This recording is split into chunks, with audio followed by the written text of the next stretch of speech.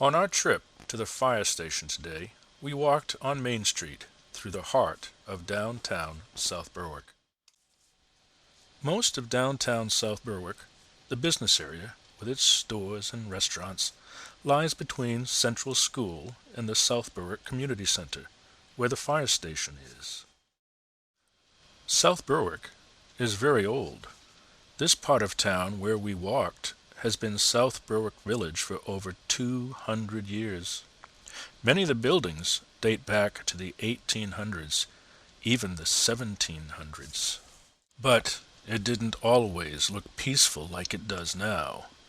One night, July 25th, 1870, one side of Main Street where we walked today was completely in flames. One side of Main Street was gone. About 12 stores and homes were completely destroyed. How did it happen? Here's the story. Picture a hot night in the middle of summer. It was before fans and air conditioning. People were too hot to sleep. What did South Berwick families do on a hot summer's night? Today, we might go to South Berwick's Hot Summer Nights concert on the lawn of Central School. Back in those days, South Berwick had a community theater. On the night of July 25th, 1870, people walked downtown to go to a theatrical show. No Hollywood movies in those days. Instead, actors put on plays. Or the local band played a concert. When the show was over, families walked back home to go to sleep. Someone later remembered that a man named Ambuday, who was born in Cuba and worked as a barber cutting hair, sat on a doorstep playing his guitar. He was a favorite of local children. That night they all went to bed with Ambuday's guitar songs in their head. In those days, people had no electric lights. Instead, they used candles or kerosene lamps.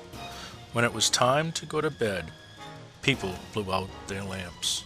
Soon, the whole town was asleep, all but one man named Mr. Knight, who lived with his family in a little wooden house near this building on Main Street. Mr. Knight worked taking care of people's horses. He had a horse stable much like we have garages today.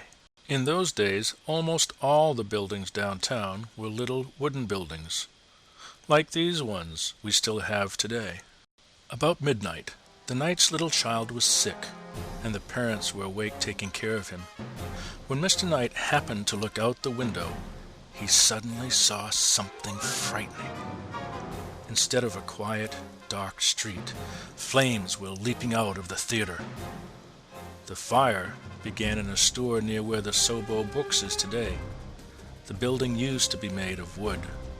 Someone had been careless with their lamp or candle. "Fire!" shouted Mr. Knight. The very first thing he would have done was to wake his family and get everyone out safely. He shouted to the neighbors too, "Fire! Fire!" Now, downtown South Berwick was on fire. "Fire! Fire!" cried Mr. Knight. The neighbors were all sound asleep. It was hard to wake everyone up. There were no telephones, so he shouted. Soon all the families were shouting too, and getting safely out of the way. People who owned stores began bringing all their goods into the Jewett House garden. The hat store owner brought his hats, the clockmaker brought his clocks, the tailor brought all his suits of clothes. A man named Mr. Morrison lived in this building that is still across the street from the Jewett House today. He had lots of animals. When the fire broke out, he let people borrow his horses to ride for help. Mr. Morrison took his cow across the street and tied it to the Jewett's apple tree. He also had a pig pen with a mother pig and lots of baby pigs.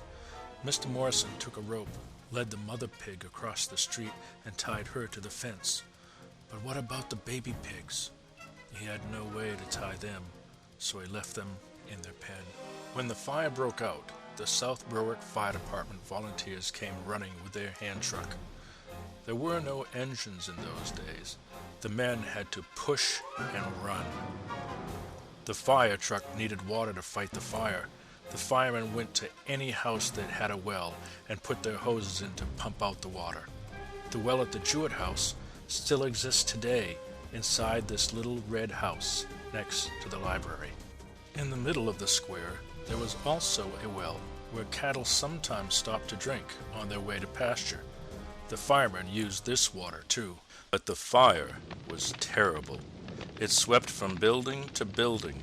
All those wooden buildings caught on fire, and one by one the wells went dry. The firemen wondered, where can we get more water? The brook. Did you know that next to the South Berwick Town Hall there is a brook? It used to be called Pox Brook, but that's a long way from the brook to the fire. The hoses wouldn't reach. What would firemen do? Somebody had a great idea. Blankets.